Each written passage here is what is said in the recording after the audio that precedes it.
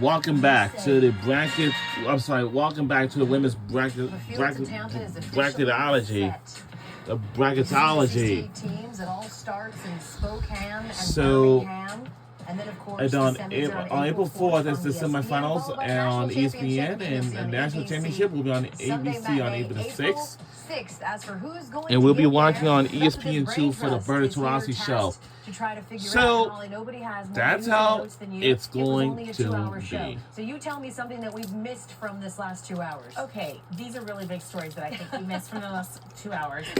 I think that we need to give two people shout outs that gave birth during this season and got their teams to the big dance. J.C. Hoyt from Oklahoma State and Kim Caldwell from Tennessee, coaching their teams, having a baby, and getting into the NCAA tournament.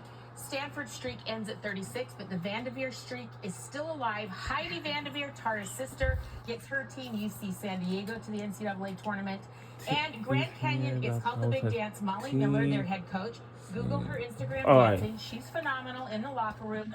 But keep an eye out for Alyssa Durazo Fresquez. She broke the WAC single-season record for three-point shooting that had stood since last century when Becky Hammond set it. Wow. So she's a fun player to watch. And first four out, Virginia Tech, JMU, St. Joe's, Colorado. Last four in, Columbia, Washington, Iowa State, and Princeton. Okay, well done. Well done, Holly Rowe, giving some of those news and notes. Three Ivy League teams made it. We also mentioned we had 6 first-timers in the tournament as well.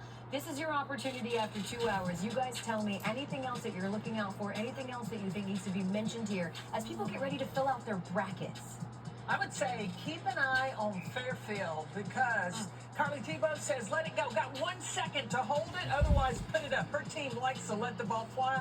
They can be upset alert for any opponent they face. I want to revisit the map that we showed, that we have a region in Spokane, which is way up here in the Final Four, in Tampa, way down here. Yeah. We need to make sure in the future, and I know they do it a few years out, after you figure out what the Final Four site is going to be, there should be only a certain amount of miles between that and your regional sites, because the team that has to play Monday night in Spokane and makes it to the Final Four, that's a huge disadvantage. Yeah, that's a good point. I'm just interested in which team really comes with a chip on their shoulder. I know Coach Staley said winning is hard enough. They don't need a chip on their shoulder. We've talked about maybe South Carolina should be the #1 overall team. Does that put a chip on UCLA's shoulder? Does Notre Dame have a chip on their shoulder? I know we've talked about these things in the show already, but that's what stands out to me. Who comes out and starts the tournament like they have something to prove? Because there are a lot of teams, even when we talk about Kentucky, Kenny Brooks, Georgia Amore, they've been to the Final Four before. Do they come out like they have something to prove? An Oklahoma team, there are a lot of teams that I think are going to play with their chest out like they've got something. Right now, I'm just thinking about the origin of chip on your shoulder, so I'm going to be Googling that as soon as the show ends.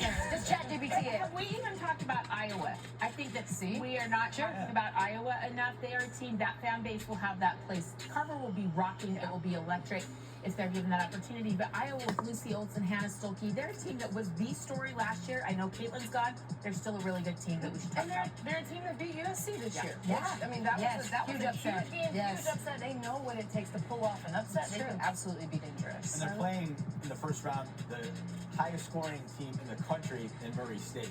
And last year in the first round, we had only one by seed upset. So you fill out your brackets, think about that. However, I think this year's going to be different. Carolina touched on Fairfield. I mean, that's a potential upset. I think we're certainly going to see a lot more than just one in the first round this time around. The advice to all the teams that are in: don't get in the tournament and start acting brand new. You started working on getting here. That started in the summer. That started in August, September, now in November to March. Don't act brand new once you get to the tournament. In other words, don't get too cute. And you know who took that personally? Rebecca Lobo. She's standing behind. She's real cute up here, but no one told Rebecca she'd be standing, so RL is wearing My cute flip-flops. size 12s are back up in the green You want to room. put mine on? I wear an 8.5. It's okay. Stay up. One other thing that I'm gonna we're give you watching, one one other thing we want to teach some of these young people is how to really do a watch party. We're going to end with our Dochi. You know Here we what? go. You do it. Can we end with Dochi? Can we end with Dochi? Can we end with? I don't- Do I look young? Do I look cool? Hit it with one of the You're watching the ESPN Tournament Challenge Marathon presented by ESPN Bet. Download the Tournament Challenge app to fill out your women's brackets now.